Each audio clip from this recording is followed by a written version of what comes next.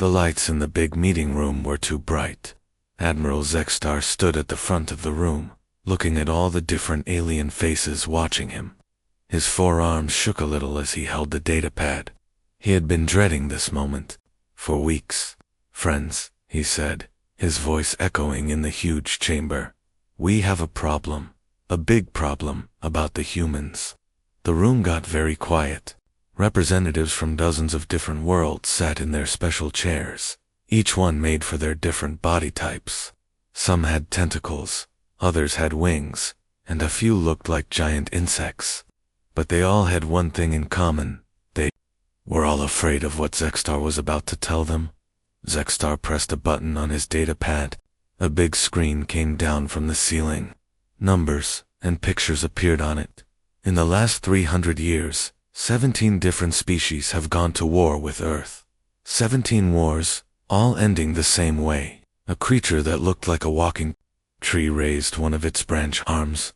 "Admiral, we know about the human victories. They are skilled fighters." "This is not news." "No," Zextar said, shaking his head. "You do not understand. Let me show you something." The screen changed. It showed a list of names and dates. War after war, all against the small blue planet called Earth. The Korthans attacked first, 297 years ago. They had 5,000 ships. The humans had maybe 300. The room was completely silent now. The Korthons were winning. Human cities were burning. Then, on day 43 of the war, all Korthon ships stopped talking to their home world. Complete silence. 3 days later, human ships arrived at the Korthon home planet with surrender papers, already written up. A gas-breathing alien in a special suit made a hissing sound. "What happened to the Korthon fleet?" "Nobody knows," Zextar replied. "They just disappeared. All 5,000 ships, gone." The humans said they won, but they never explained how. The Korthans signed the surrender papers and never spoke about it again. The screen showed more wars. The Vactori Empire with their crystal ships. The Hive Mind Collective with their living vessels. The Quantum Raiders with their phase technology. War after war, each one starting with alien advantages and ending with silence. Every time, Zextar continued, the pattern is the same. The aliens attack Earth. They seem to be winning. Then their fleets go quiet. A few days later, humans show up with surrender documents, and the alien species never tries to fight Earth again. Captain Jake Morrison was having a bad day, and it was about to get worse. He sat in his captain's chair on the bridge of the Earth. Ship-used Defender, drinking coffee that tasted like it was made from recycled water filters. His ship was heading toward the edge of human space, escorting some diplomats to a meeting he knew nothing about. "Captain," said Lieutenant Amy Carter, walking up to his chair. She was holding a datapad and looked worried. "We need to talk. In private." Jake looked at her face and knew this was serious. Amy never looked worried unless something was really wrong. He followed her to his small office behind the bridge. "What is it, Amy?" She handed him the datapad. Intelligence picked up some alien messages. "The Zephyrians are planning something big." Jake read the information on the screen. His coffee suddenly tasted even worse. "They want to attack Earth. It looks that way. They've been building ships, in secret for months. Really big ships, with weapons we've never seen before." Jake set down his coffee cup. He had heard stories about the old wars, the ones that ended strangely. Every human military officer had heard the rumors, but nobody talked about them openly. "Amy, what do you know about the previous wars, the ones against the Korthans and the others?" Amy looked around the small office, even though they were alone. "Not much. The files are classified way above my level. But Jake, there's something strange about those wars. Something the brass doesn't want us to know." "Like what?" "What? Like how we won them? I've read every public report, every news story. The aliens always had better ships, more weapons, bigger fleets. But somehow, we always won, and the alien fleets always just Disappeared. Jake felt a cold feeling in his stomach. Disappeared. How? That's just it. Nobody knows. One day they're there, the next day they're gone, and then we show up at their home worlds with surrender papers. A voice came over the ship's communication system. Captain Morrison to the bridge. We have incoming vessels. Jake and Amy hurried back to the bridge. On the main screen, they could see several ships approaching. They were sleek and silver, with designs that hurt to look at directly. Zephyrian scouts, said Lieutenant Commander Pete Collins from his position at the weapons station. They're scanning us. Are they armed? Jake asked. Yes, sir. And they're powering up weapons. Jake looked at Amy. This was exactly what they had been afraid of. Red alert. All hands to battle stations. The bridge lights changed to red. Crew members ran to their positions. Jake could feel his heart beating faster. He had been in battles before, but something felt different about this one. Sir, said Ensign Tom Bradley from the navigation station. I'm getting strange readings from our own systems. What kind of readings? Tom looked confused. It's like our computers are running programs I've never seen before, and our weapons. They're charging up on their own. Jake felt that cold feeling. Again. Amy, have you ever seen anything like this? Amy was looking at her own instruments with wide eyes. No, sir. It's like the ship knows we're about to fight, and it's getting ready without us telling it to. The Zephyrian ships fired first. Bright beams of energy shot toward the defender. Jake was about to order evasive action when something impossible happened. The ship moved by itself. The defender twisted and spun through space like it was dancing. The alien weapons missed completely, and somehow, Jake knew exactly where the enemy ships would be next. Return fire, he ordered. But Tom Bradley was already pressing the firing buttons. Their weapons hit every Zephyrian ship perfectly. The enemy vessels exploded in bright flashes of light. How did we do that? Pete asked, staring at his weapon controls. Jake didn't have an answer, but he was starting to understand that there was something about human ships, about human crews, that nobody had ever explained to them. The defender continued toward its destination. But Jake couldn't stop thinking about what had just happened. How had they known where to shoot? How had the ship moved on its own? And why did he have the feeling that this was just the beginning of something much bigger and much stranger than anyone had told them? Far away, on the Zephyrian homeworld, Supreme Commander Velkoth received a report about the destroyed scout ships. He looked at the data with his 6 eyes and made a decision that would change everything. Prepare the main fleet, he ordered. We attack Earth in 7 days. He didn't know it yet, but he had just signed the death warrant for his entire armada. Supreme Commander Velkoth stood on the bridge of his flagship, looking out at the biggest war fleet anyone had ever seen. 3,000 ships floated in space around him, each one packed with weapons and soldiers. He had spent 10 years planning this attack on Earth, and he was sure it would work. Commander, said his second-in-command, a tall Zephyrian with bright blue skin. All ships report ready for jump to light speed. Velkoth nodded. Unlike the commanders who had tried to attack Earth before him, he had studied every failed war. He knew about the mysterious disappearances, the sudden silence, the impossible human victories, but he had prepared for all of that. Activate the quantum shields, he ordered, and turn on the reality anchors. Around his ship, strange devices began to glow. The quantum shields would protect his fleet from any kind of mental attack.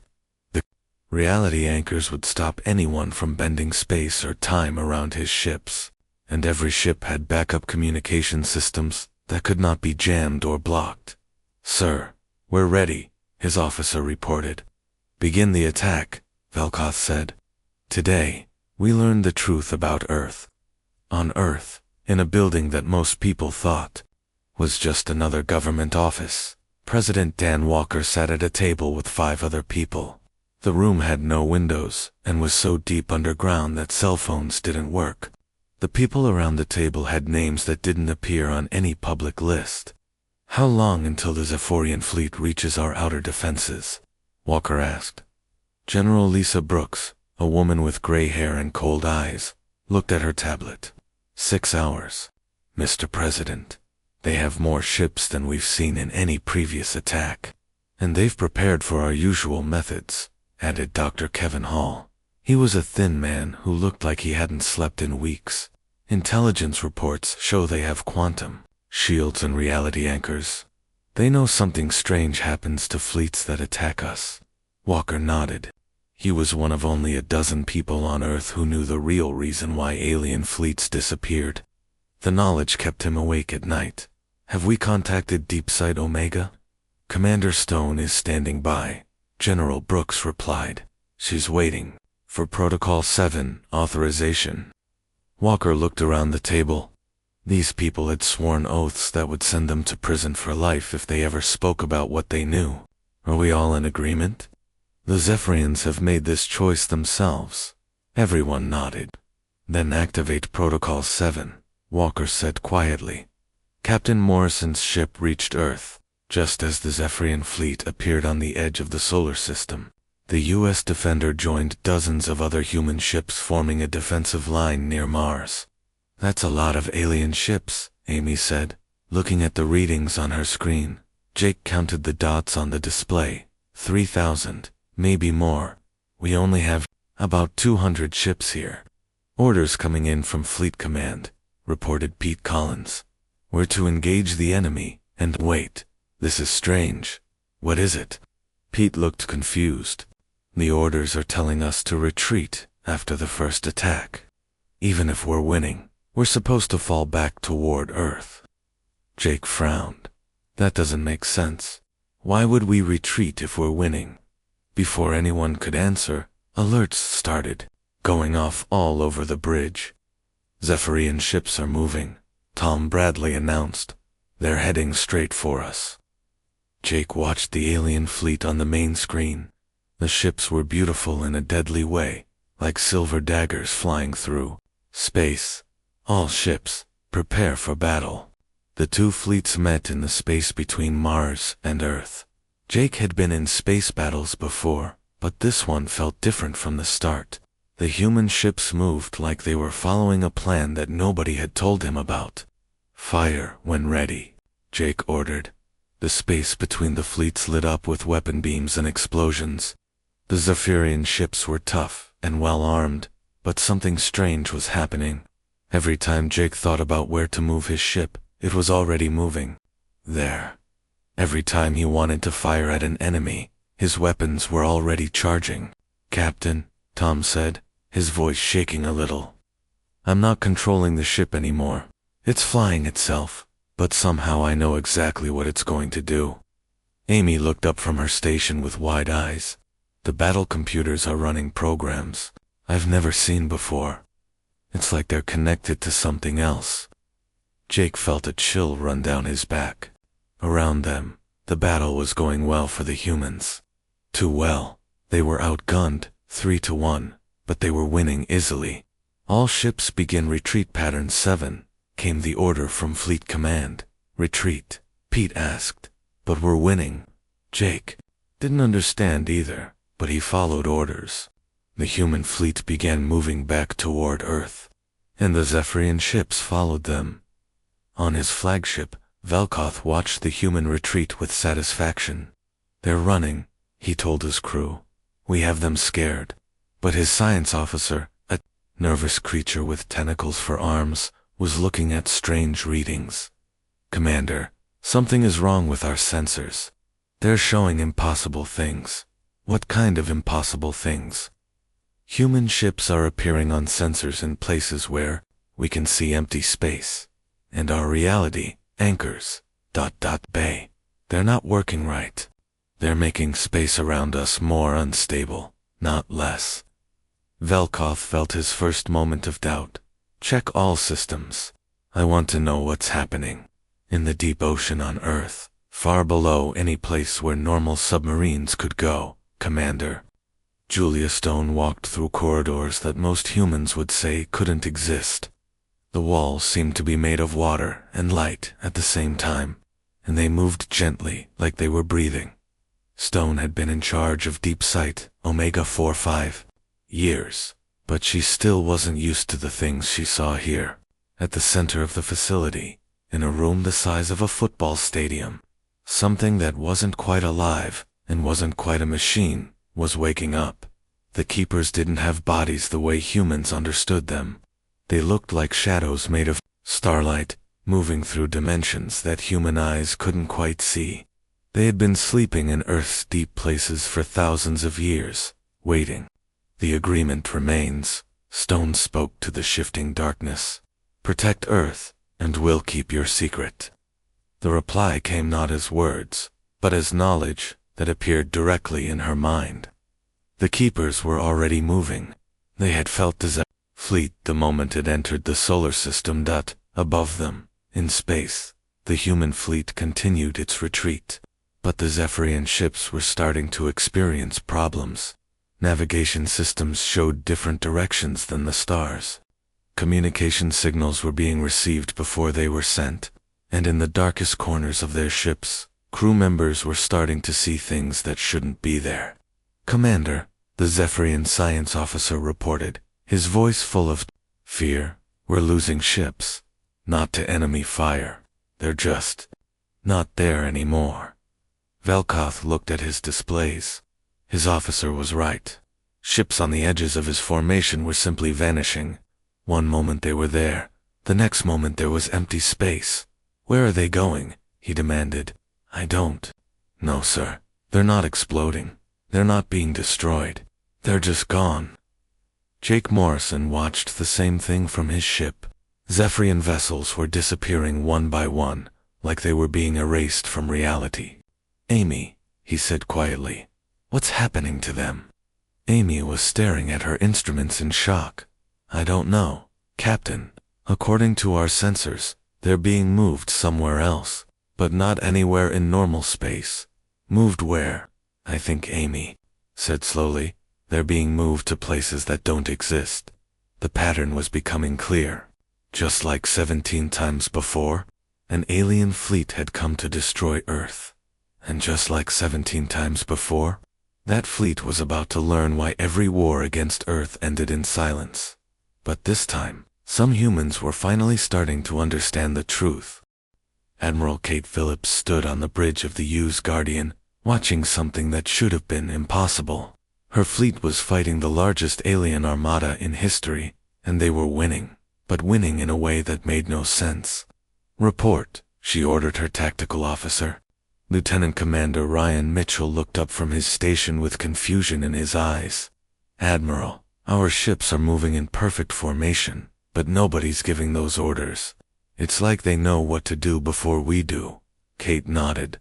She had been expecting this. As one of the few people who knew about the real reason for humanity's victories, she had been waiting for the signs.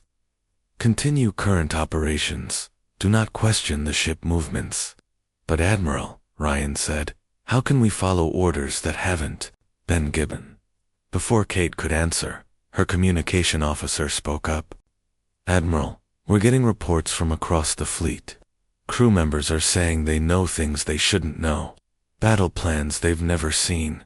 Enemy positions they can't possibly see." Kate looked out at the battle raging around them. Zephyrian ships were firing desperately at human vessels that seemed to dance between the energy beams. It was beautiful and terrifying at the same time. "Ma'am," Ryan said quietly, "what's really happening here?" Kate turned to look at him. Ryan was a good officer, one of the best she'd ever served with, but some truths were too dangerous to share. "Lieutenant Commander, sometimes the best thing a soldier can do is follow orders without asking questions." On the Zephyrian flagship, panic was spreading through the crew. Velkoth stood in his command center, watching his carefully planned attack fall apart in ways he couldn't understand. "Sir," his science officer reported, tentacles shaking with fear, "we've lost contact with 600 ships. They're not destroyed. They're just gone." "Gone where?" Velkoth demanded. "We don't know. Our sensors show them moving into spaces that our instruments say don't exist. And the remaining ships are reporting strange problems. Velkoth pulled up the reports on his screen. Ship after ship was experiencing the same thing. Navigation systems showing impossible locations. Crew members having the same nightmare about endless darkness. Weapons firing at targets that weren't there. And the reality anchors. He asked. They're making things worse, sir. Instead of keeping us in normal space, they seem to be making it easier for whatever is hunting us to find us. Velkoth felt cold fear creeping up his spine. This was exactly what had happened to the 17 fleets before him. But he had been so sure his preparations would work. All ships, he ordered, begin retreat, pattern Alpha. We're leaving this system. But as soon as he gave the order, something impossible happened. His own ship stopped responding to commands. Deep beneath the Pacific Ocean, Commander Julia Stone walked through corridors that existed in more than 3 dimensions. The walls around her shifted and changed, showing glimpses of other places, other times. She had learned not to look too closely at what she saw there. At the heart of deep sight, Omega. The keepers were fully awake now. They moved through spaces between spaces, hunting the alien ships that had dared to threaten their protected world. Stone could feel their presence like a cold wind that touched her soul. How many ships remain? She asked the darkness. The answer came as knowledge appearing in her mind. 2,300 Zephyrian vessels were still in normal space. The rest had been moved to the spaces between dimensions, where they would drift forever in a prison of twisted physics. Stone closed her eyes. She had seen the reports from the previous wars. The alien crews didn't die in their dimensional prisons. They just existed forever, unable to escape, unable to die, slowly going insane as they realized what had happened to them. Is there no other way? She asked. The Keeper's response was clear.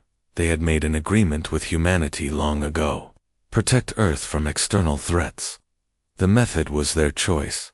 Back on the UES Defender, Jake Morrison was starting to understand that his crew was not entirely human. At least, not in the way he had always thought. Tom, he said to his navigation officer, how did you know that Zephyrian ship was going to fire before it powered up its weapons? Tom Bradley looked confused. I don't know, Captain. I just felt it, like I could sense what they were thinking. Amy Carter was studying readings that made no sense. Jake, according to these sensors, every human on this ship is connected to something. There are energy patterns running through all of us that match patterns from somewhere else. Somewhere else. I can't tell where. The readings are coming from a direction that doesn't exist in normal space. Jake felt a strange sensation, like something was waking up inside his mind. Suddenly, he could sense the locations of every ship in the battle. Human ships felt warm and familiar. Zephyrian ships felt cold and wrong. Captain Pete Collins called from his weapons station. I'm detecting something massive moving through the battle zone. It's not showing up on normal sensors, but somehow I know it's there. Jake looked at the main screen. He couldn't see anything unusual, but he could feel it too. Something huge and ancient was moving between the ships, hunting the alien vessels one by one. On the Zephyrian flagship, Velkoth finally understood what was happening to his fleet. They weren't just fighting humans. They were fighting something far older and more powerful than any single species. Science officer, he said, his voice shaking, scan 4-dimensional anomalies. The creature's tentacles danced over the controls. Sir, there are massive distortions everywhere. It's like space itself is being folded and twisted. And there's something moving through the distortions. Something that exists in more dimensions than we can see. Show me. The main screen changed to show a representation of space around them. Normal space looked like a flat sheet, but now that sheet was being crumpled and torn. And moving through the tiers were shapes that hurt to look at directly. What are they? Velkoth whispered. I don't know, sir, but they're hunting us. Every Ship they touch gets pulled into the dimensional distortions and disappears. Velkoth watched as another group of his ships simply vanished from reality. He was beginning to understand why no fleet had ever returned from attacking Earth. "Open a channel to the human fleet," he ordered. "Sir, do it." A few moments later, Admiral Phillips' face appeared on his screen. She looked calm, like this was just another day at the office. Admiral Velkoth said, "What do you want from my fleets? Surrender." Kate Phillips smiled. It was not a nice smile. "The same thing we've wanted from the last 17 species who attacked us. Complete surrender, immediate withdrawal from our space, and a promise to never return. And if I agree, then you and your remaining ships will be allowed to go home. The ships that have already been taken will remain where they are." Velkoth looked around his bridge. His crew was staring at him with fear in their eyes. Outside, more ships were disappearing every minute. "I accept your terms," he said. "Wise choice, Commander. You'll find the surrender documents in your computer system. They've been there since the battle started." Velkoth's communication officer checked the computers and nodded. The surrender papers were indeed there, written in perfect Zephyrian language, as the remaining Zephyrian ships prepared to leave the solar system. Jake Morrison sat in his captain's chair and wondered what he had learned about his own species. Humans were not just humans. They were something more, something connected to ancient powers that most people didn't even know existed. Captain Amy said quietly, "Do you think we'll ever know the whole truth?" Jake looked out at the stars. "Maybe. Or maybe some truths are too big for us to understand." What none of them knew was that the biggest revelation was still to come. Commander Julius Stone took the elevator down to the deepest part of Deep Site Omega. The numbers on the floor indicator went past 0, past -10, past -50. She was going to places that existed so far below the ocean floor that normal physics stopped working. When the elevator finally stopped, she stepped out into a corridor that seemed to stretch forever in both directions. The walls were made of something that looked like water and starlight mixed together. They moved gently, like they were breathing. Stone had been making this trip for 5 years, but it still made her nervous. She was about to meet with beings so old that they remembered when the stars were young. Beings that could destroy entire fleets just by thinking about it. At the end of the corridor was a door that wasn't really a door. It was more like a place where reality became thin. Stone stepped through it and found herself in a room the size of a city. The keepers were waiting for her. They didn't have bodies the way humans understood them. They looked like living shadows made of starlight, constantly shifting between dimensions. When Stone looked at them directly, her eyes hurt, and her mind tried to convince her she wasn't seeing anything at all. "The threat has been dealt with," Stone said to the moving darkness. "The Zephyrian fleet has surrendered." The response came, not as words, but as knowledge that appeared directly in her thoughts. The keepers were pleased, but not surprised. This was how it always ended. "I need to know," Stone said carefully. "Why do you protect us? What makes humans special?" The answer that came into her mind was more complex than language could express. Images flashed through her thoughts. Ancient wars that had torn apart entire galaxies. Beings of incredible power fighting until most of reality was destroyed. And then, hiding, waiting, choosing a small blue planet as a sanctuary. The keepers had been refugees, running from a war that had nearly destroyed everything.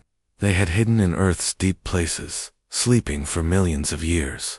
When humans finally evolved, the keepers had made a choice. They would protect this young species in exchange for being allowed to remain hidden. But the protection came with a price. The keepers had changed humanity, slowly and carefully over thousands of generations.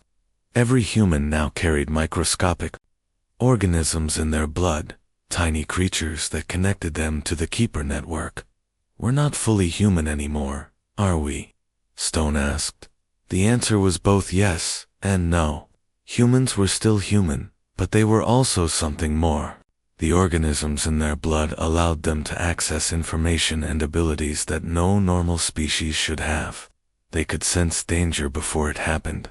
They could coordinate their actions without communication, and in times of great need, the keepers could use them as extensions of their own power. Stone felt sick as she understood the full truth. Every human on Earth was part of a vast network, connected to ancient beings who could manipulate reality itself. They had been changed, improved, made into something that was no longer entirely natural. "Do the others know?" she asked. "The people on the surface?" The keeper's response was clear. Most humans had no idea what they really were. They lived their lives normally, never knowing that they carried alien organisms in their blood, or that their thoughts were connected to an ancient network. Only a few hundred people on Earth knew the truth. Government officials, military commanders, scientists who had been trusted with the deepest secrets. They kept the knowledge hidden because they knew what would happen if everyone found out. Captain Morrison was having trouble sleeping. After the battle with the Zephyrians, he couldn't stop thinking about what he had experienced. The way his ship had moved by itself. The way he had known things he shouldn't have known. He got up from his bed and walked to his small office. On his desk was a datapad with classified files that Admiral Phillips had given him after the battle. Files that explained some of what had happened. The reports were carefully written to hide the full truth. But Morrison could read between the lines. Human crews didn't just work well together. They were connected in ways that science couldn't fully explain. They shared information through channels that didn't exist in normal space. Morrison scrolled through battle reports from previous wars. The same patterns appeared again and again. Human ships moving in perfect coordination. Crews knowing things they had never been told. Enemy fleets disappearing without explanation. "Computer," he said to his room's AI system. "Search classified files for information about human genetic modifications." "Access denied," the computer replied. "Your security clearance is insufficient for that information." Morrison wasn't surprised. Whatever was happening to humanity, only a very few people were allowed to know about it. He was about to go back to bed when his door chimed. "Come in," he said. Amy Carter entered, looking as tired as he felt. "Can't sleep either?" she asked. "Too many questions and not enough answers," Morrison replied. "Amy, during the battle, did you feel different? Like you could sense things you shouldn't have been able to sense?" Amy sat down in the chair across from his desk. "Yes, and it wasn't the first time. I've been feeling strange things for months now, like there's something waking up inside my mind." Morrison nodded. "I think something is happening to all of us, something the command structure doesn't want us to know about, or can't tell us about," Amy suggested. "Maybe there are things too dangerous for most people to know." Back in Deep Sight Omega, Stone was learning the most dangerous truth of all. The Keepers showed her images of what would happen if their protection ever failed. Other species would detect the truth about Earth. They would realize that humans were connected to beings of incredible power. The result would be a war unlike anything the galaxy had ever seen. Not just against Earth, but against the Keepers themselves. And if the Keepers were forced to reveal their full power, the destruction would be unimaginable. "So we have to keep the secret," Stone said. The Keepers agreed. As long as the galaxy believed that humans were just unusually lucky or skilled, the secret would be safe. But if anyone ever discovered the truth about the Keepers, everything would change. Stone asked the question she had been afraid to ask. What happens to the alien crews? The ones whose ships disappear? The answer made her close her eyes in horror. The disappeared ships weren't destroyed. They were moved to pocket dimensions, spaces between normal reality, where they would drift forever. The crews remained alive, but trapped, unable to die, unable to escape, slowly going insane as they realized their fate. It was a punishment worse than death, and it was the price of attacking Earth. "Is there no other way?" Stone asked. The Keeper's response was simple and terrible. Fear was the only thing that kept the galaxy safe. Other species had to believe that attacking Earth meant complete destruction of your fleet. If they thought there was any chance of survival, eventually someone would try again, and if enough species tried at once, even the Keepers might not be able to stop them all. Stone walked back to the elevator feeling like she carried the weight of the entire galaxy on her shoulders. She knew truths that could start wars or prevent them. She knew secrets that could save humanity or destroy it. As the elevator carried her back toward the surface, she thought about all the people living normal lives above her. They went to work, fell in love, raised families, and dreamed about the future. None of them knew that their planet was protected by ancient beings who could fold space and time like paper. And maybe that was for the best. When Stone reached her office, she found a message waiting for her. President Walker wanted a full report on the Keeper situation. She would have to tell him what she had learned, and he would have to decide how much of it to share with the other. World leaders thought the truth about humanity was too big and too dangerous for any one person to carry alone. But it was also too dangerous to share with everyone. Stone began typing her report, knowing that every word she wrote could change the future of the human race. The Zephyrian fleet limped away from Earth's solar system like wounded animals running from a predator. Of the 3,000 ships that had begun the attack, only 800 remained. The rest had simply vanished into spaces that didn't exist. In normal reality, Supreme Commander Velkoth sat alone on his bridge, staring at the surrender documents on his screen. The papers were written in perfect Zephyrian language, using formal words that his own government would use. Somehow, the humans had known exactly how his people wrote official documents. "Sir," his communication officer said quietly, "we're receiving a transmission from the Galactic Council." Velkoth sighed. He had been expecting this. "Put it through." Admiral Zextar's face appeared on the screen. The four-armed alien looked tired and sad. "Commander Velkoth, what is your status?" "We are retreating from human space," Velkoth replied. "The attack has failed, and your fleet..." Velkoth looked around his empty bridge. Most of his crew was in the medical bay, being treated for what the doctors were calling dimensional shock syndrome. They had nightmares about falling through endless space and saw things that weren't there. "We lost over 2,000 ships, Admiral. They weren't destroyed. They just... disappeared." Zextar closed his eyes. "The same as all the others." "Yes, the humans offered us surrender terms before the battle was even over. It was like they knew exactly how it would end." "Did you learn anything? Anything that might explain what happens to the missing fleets?" Velkoth was quiet for a long moment. "There is something protecting Earth, Admiral. Something that exists outside normal space and time. I don't think the humans are even fully aware of what it is." President Dan Walker stood in the Oval Office, looking out at the garden where children were playing. Normal children, living normal lives, with no idea that their planet was protected by beings older than the stars. "Sir," General Lisa Brooks said from behind him, "you asked for a briefing on the Zephyrian situation." Walker turned around. Brooks was holding a datapad with Stone's report from Deep Sight Omega. "How much do they know?" "Nothing useful," Brooks replied. "Commander Velkoth suspects there's something unusual about Earth's defenses, but he has no proof.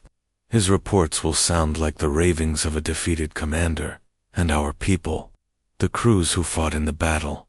Captain Morrison and a few others are asking questions, but they don't have access to the classified information. As far as they know, they just experienced some kind of enhanced coordination during combat." Walker nodded. This was how it always worked. A few humans would notice strange things during a battle, but without access to the full truth, they could never piece together what was really happening. "What about the missing Zephyrian ships?" Walker asked. Brooks' face became grim. "Same as always, sir. They're alive, but trapped in dimensional pockets." The keepers estimate they have about 50 years before the isolation drives them completely insane. And there's no way to bring them back. The keepers say it's theoretically possible, but it would require revealing their existence to the galaxy. The risk is too great. Walker felt the weight of command pressing down on him. As president, he had to make decisions that affected millions of lives. But this decision affected the entire galaxy. Captain Morrison was in his quarters, reading reports about the battle when Amy Carter knocked on his door. She entered, looking excited and nervous at the same time. "Jake, I think I figured something out," she said. "What is it?" Amy sat down and pulled out her datapad. "I've been analyzing the sensor readings from the battle. Look at this." She showed him a complex display of energy patterns. Every human ship in the fleet was generating the same type of energy signature. It's like we were all connected to the same power source. Morrison studied the display. Where was the power source? That's the strange part. The energy was coming from Earth, but not from any location on the surface. It was coming from deep underground, or maybe from somewhere that doesn't exist in normal space. Morrison felt that familiar chill down his spine. "Amy, how deep underground?" "According to my calculations, the signals were coming from at least 50 miles below the ocean floor. But Jake, there's nothing that deep. No human technology, no known installations. Maybe there are installations we don't know about." Amy looked at him seriously. "Or maybe there's something down there that isn't human at all." Before Morrison could respond, his communication system chimed. "Captain Morrison, report to Admiral Phillips' office immediately." Morrison and Amy looked at each other. "Think she knows what we've been discussing?" Amy asked. "Only one way to find out." Admiral Phillips was waiting for them in her office on the space station orbiting Earth. She looked tired, like she hadn't slept in days. "Sit down, both of you," she said. "We need to talk." Morrison and Amy took seats across from her desk. Phillips studied them for a moment before speaking. "You've been asking questions about what happened during the battle," she said. "Questions about human abilities, energy sources, unusual coordination." "Yes, ma'am," Morrison replied. "I'm going to tell you something that very few people know," Phillips continued. "But first, I need your word that you will never repeat what I'm about to say to anyone. Not your families, not your friends, not even your crew members." Morrison and Amy both nodded. "Humanity is not alone on Earth," Phillips said quietly. "We share our planet with beings that are far older and more powerful than us. These beings have been protecting Earth from external threats for thousands of years." Amy leaned forward. "Are you saying aliens live on Earth?" "Not aliens in the way most people think of them. These beings were here long before humans evolved. They've been sleeping in the deep places of the planet, waiting and watching." Morrison felt like the world was shifting around him, and they help us in battles. "More than help," Phillips replied. "They've changed us, slowly and carefully, over many generations. Every human alive carries microscopic organisms that connect us to their network. In times of danger, they can coordinate our actions and enhance our abilities." "The missing alien fleets," Amy said suddenly. "What happens to them?" Philip's face became very serious. "They're moved to pocket dimensions, where they remain trapped forever. It's a fate worse than death, and it's the price of attacking Earth." Morrison sat back in his chair, trying to process what he was hearing. "Why are you telling us this?"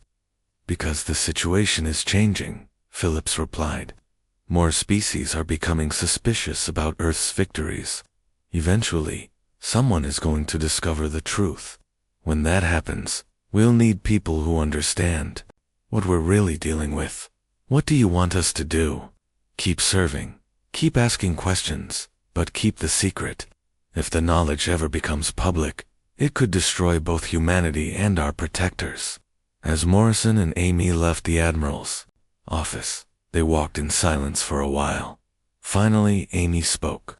"Do you think we're still human?" she asked. Morrison thought about it.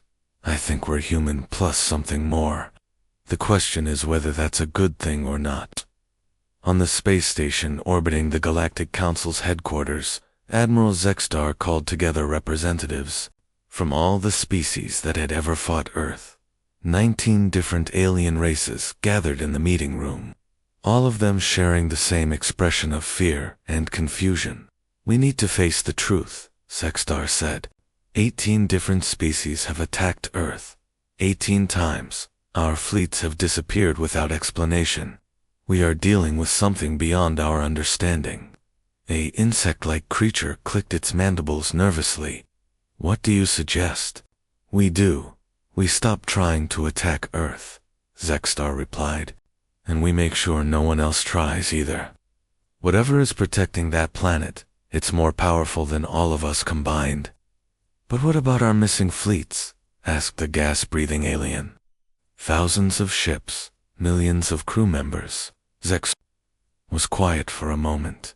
I think they're gone forever, and I think that's the message Earth is sending to the galaxy. Attack us, and your people disappear completely. The room fell silent.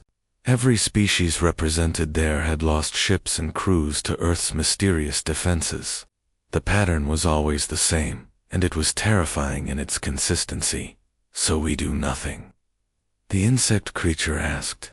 We do the smart thing, Zek replied.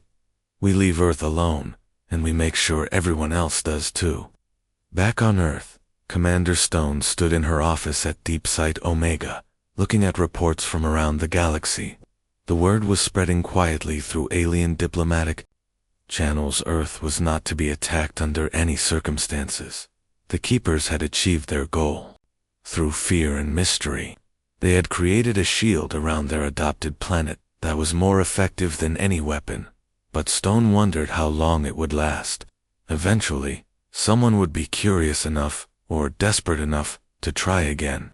And, when that happened, the cycle would repeat. More ships would disappear into the spaces between dimensions. More crews would be trapped forever in prisons of twisted space-time. And the galaxy would continue to whisper about the mysterious humans who could end any war in silence. Stone closed her files and prepared to go home to her family. Like most people on Earth, they had no idea what she really did for a living. They thought she worked for the Navy, managing underwater research stations. In a way, that was true. But the research she managed was into things that most humans couldn't even imagine. As she left the facility, Stone looked up at the stars beginning to appear in the evening sky. Somewhere out there, alien species were telling stories about Earth. Stories about fleets that vanished and wars that ended without explanation. Those stories would keep Earth safe, at least for now, and perhaps that was enough. The galaxy had learned to fear the silence that followed every war against Earth. What they didn't know was that the silence was the sound of ancient guardians protecting their chosen children. And as long as those guardians remained hidden in the deep places of the world, Earth would remain safe from any threat the galaxy could imagine.